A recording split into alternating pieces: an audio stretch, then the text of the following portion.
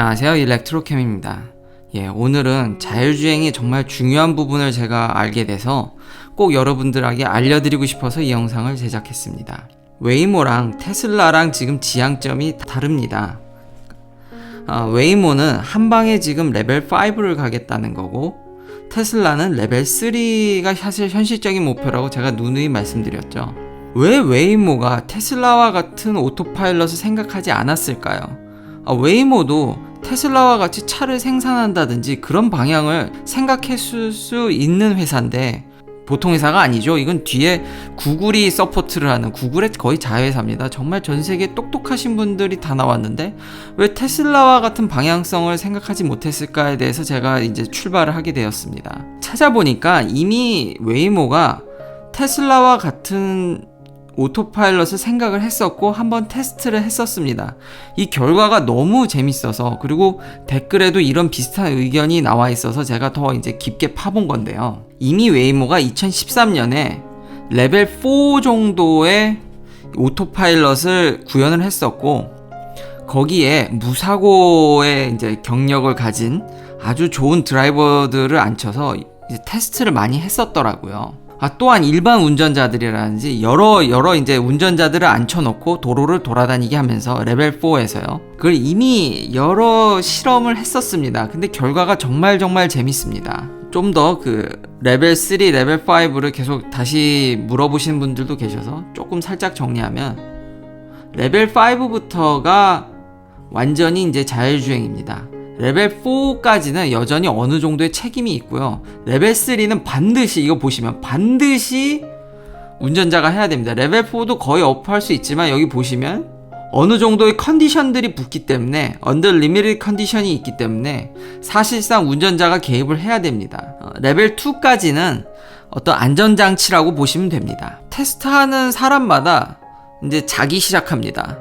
무사고 운전 경력이든 일반 운전 경력이든 간에 일단 레벨 4 정도의 자율주행으로 차를 운전하는데 도움을 주면은, 그 상황에 가면은 대부분 운전자들은 결국 길고 짧고의 시간이 그게 빨리 오고 늦게 오고의 차이일 뿐 결국엔 잡니다. 얼마나 웨이모가 강력하게 컨트롤을 했냐면, 이렇게 룰을 보여주면서 굉장히 교육을 많이 시켰습니다. 항상 레벨 4까지는 너 정말 페이 어텐션 해야 된다. 앞을 꼭 봐야 되고, 얼럿이 오고, 그러니까 절대 손을 떼면 안 되고, 이런 거를 지켜지지 않았을 시에는 웨이모가 차량을 이제 테스트해서 이제 압수하는 거죠. 이제 그만 하는 건데, 어떤 사람을 앉혀놓던지 간에 사람들이 자더라는 겁니다. 그러니까 오래 달리다 보면은 굉장히 얘가 운전을 잘하네? 그러니까 사람이 거기에 금방 적응이 돼서 이거를 어뷰즈하기 시작합니다. 그러니까 남용하기 시작하는 거죠. 그게 무사고든 간에 누구든지 간에 운전을 할 줄 아는 사람을 앉혀놓으면은 금방 오래 가다 보면 운전을 너무 잘하다 보니까 잠에 듭니다. 그래서 레벨 5가 가지 않으면, 어느 정도 사람을 서포트하는 정도면은, 이건 물론 웨이모의 결과입니다. 사람은 무조건 거기에 적응돼서 실수를 하게 만들고, 만약 이런 것들이 됐을 때 소송 문제라든지 여러 가지 문제들이 겹쳐져서 레벨 5를 바로 가겠다라고 생각을 했던 것 같습니다. 물론 이걸 알아보면서 더 놀란 점은 레벨 4를 이미 2013년에 구현했다는 게, 다시 강조드리지만 돈이 있었으면 정말 이 회사에 투자를 안 할래야 안 할 수가 없는, 공학자로서도 이런 기술을 2013년에 봤으면 당연히 돈을 쓸 수밖에 없죠. 근데 웨이모는 여기까지도 생각한 겁니다. 사람이 정말로 간사한 거죠. 게으르면 쉽게 빠지는. 지금 캘리포니아의 큰 문제가 뭐냐면, 이런 거 금방 봅니다. 지금 테슬라의 하이웨이에서는, 고속도로에서는 운전을 너무 잘하죠. 이미 차를 소유하고 계신 분들은 잘 아실 겁니다. 그러니까 일반적인 게 좀 문제지, 하이웨이에서는 거의 웬만하면 잘합니다. 그러니까 사람들이 쉽게, 이런 유튜브에 영상이 널렸고 막 지나가다 이제 사람들이 잔다든지 딴짓하는 걸 막 찍어서 올리는 거죠. 특히 테슬라는 너무합니다. 지금 캘리포니아에는 테슬라가 굉장히 많이 퍼져 있는데 이런 뉴스들이 너무 심심치 않게 보입니다. 자기도 모르게 자는 거죠. 근데 웨이모가 해주고 싶은 얘기가 뭐냐면, 이게 사람이 대부분 어쩔 수 없이 이렇게 된다는 거죠. 아무리 내가 경각심을 갖고 장치들이 얼럿을 한다 할지라도 운전을 굉장히 차가 어느 정도 해주기 시작하면은 금방 사람이 거기 적응해서 그냥 자버립니다. 그게 똑똑하든 경력이 어떻든지 가네요. 그러니까 그걸 최소한, 그러니까 이거에 대해서 경각심이 강한 사람은 덜 하려고 노력은 하겠지만 결국에는 오랜 시간이 지나다 보면 결국 자더라는 거죠. 그래서 미국 내에서 이게 지금 논쟁이 되고 있고요. 정부 기관들도 이걸 알아가고 있더라고요. 그래서 조만간 이 결과가 나올 것 같은데, 그러니까 사회적 어떤 이런 게 합의의 절차겠죠. 그래서 이제 웨이모가 이 프로젝트를 셧다운 시켰고 레벨 5는 반드시 하고 나서 이게 풀어져야 된다라는 걸 그때 느꼈답니다. 근데 테슬라는 그렇지 않다고 얘기를 하죠. 지금 이 정도 수준이어도 테슬라는 항상 현실적인, 그러니까 일반 소비자들한테 이런 걸 맛보게 하면서 여기까지만 와도 과실이 꽤 많다라는 걸 강조하고 있습니다. 어떻게 강조하고 있냐면 NHTSA에 제가 좋아하는 아주 이제 공식력 있는 미국 교통기관인데, 오토파일럿이 실제로 도움이 많이 된다. 우리가 이게 완벽하게 안전하다는 게 아니다. 근데 테슬라 말에 따르면 동일 조건으로 봤을 때 3배 정도 안전하다고 얘기를 합니다. 그러니까 오토파일럿을 쓰면 300만 마일마다 이제 한 번씩 이제 사고가 나는데, 그냥 우리 오토파일럿을 없애고 우리 차에다가 안전장치만 했을 때는 200만 마일. 그런 게 전혀 없을 때는 100만 마일 수준 정도에서, 그러니까 대략 3배 정도는 우리가 더 이런 것들이 의미가 있으니까 계속 이제 허가해달라고 해서, 그리고 미국은 이런 면에 있어서는 꽤 진취적이어서 이게 이제 허가가 나서 계속 저희가 이렇게 쓸 수 있는 건데, 당연히 여기에 대해서도 반론이 많더라고요. 이 크래시라는, 그러니까 사고라는 거에 대한 데피니션을 어떻게 정할 거냐에 대한 것도 많습니다. 그러니까 에어백이 터진다든지 어디까지를 사고로 볼 거냐, 이거 카운트하는, 그러니까 테슬라 기준으로 봤을 때는 훨씬 더 안전하다고 하지만 이 데이터를 상세히 본 사람들은 그렇게 생각을 하지 않더라고요.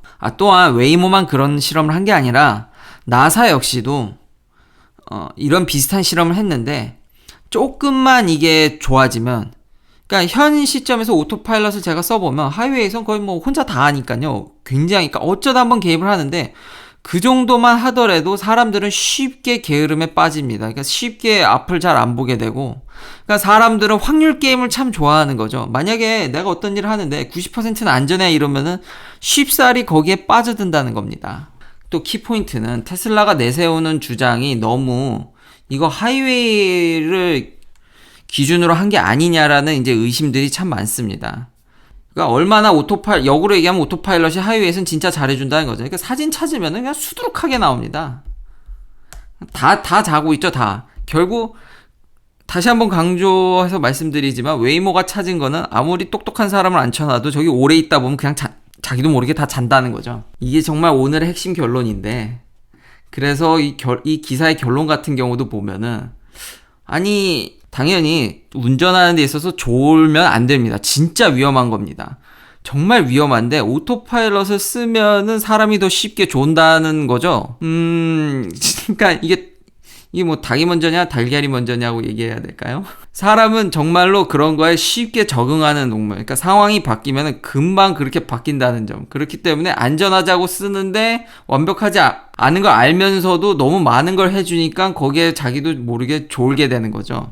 예, 마지막으로 그래서 이제 자율주행에 대해서 참 어려움을 지금 계속 제가 말씀드리고 있는데, 그래서 커넥티드 카가 이제 대안이라는 댓글도 봤습니다. 하지만 이것도 제가 전에 다룬 영상에서 데이터를 이제 조금만 갖고 와 보면요, 이렇게 다 이제 연락을 하면 부족한 부분을 이제 해결해 주지 않겠냐. 제 전 영상을 참고해 주시면 감사하겠고요. 이거 다시 한번 살짝 결론만 말씀드리면은, 아무리 낮은 레벨의 자율주행이라 할지라도 시간당 25GB의 데이터를 생산해냅니다. 현재 그런 인프라스트럭처가 5G를 한다 하더라도 이런 게 원활히 될 수 있을지는 의문이고요. 그러니까 근시일 내에, 그러니까 시간이 꽤 걸릴 거고, 해킹이라든지 이 멀펑션 같은 게 참 문제인데요. 단순히 이게 차들과끼리 연락하는 정도가 아니라 예측을 해야 됩니다. 왜냐하면 고속으로 가게 되면 미리미리 저 차들이 어떻게 움직일지를 생각을 해야 되니까요. 그러니까 적은 양의 데이터를 송신해서는 그게 안 됩니다. 그러니까 그런 것들 다 예측하고 이미지를 보려면은 결국 최소 이 정도는 왔다 갔다 해야 된다는 얘기인데,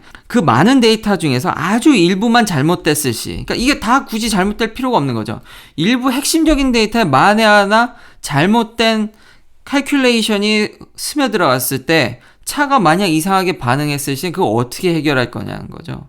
그러니까 커넥티드 카 역시도 쉬운 면이 아닙니다. 그렇지만 다시 돌아와서 2013년에 그 웨이모가 그 정도 하면은 거의 다 왔다고 생각을 했기 때문에 투자자들도 돈을 많이 투여할 수밖에 없었을 겁니다. 물론 이렇게 어려움이 있다 할지라도, 그리고 테슬라의 어떤 그런 논란이 있다 할지라도, 그렇기 때문에 저는 테슬라가 차량 생산을 했다고 보고 그렇게 지금 램프업을 하는데 매우 노력을 하고 있다라고 생각을 하고 있거든요. 그러니까 그런 논란은 논란대로 같이 가져가면서 결국 대마불사의 길을 가지 않을까라는 생각이 저희 개인적 견해지만, 좀 더 그런 부분에 있어서는 나중에 차차 생각이 정리되는 대로 또 올리도록 하겠습니다. 시청해주셔서 감사합니다. 구독, 좋아요 부탁드립니다. 내일도 테슬라 관련 이야기들로 찾아뵙겠습니다.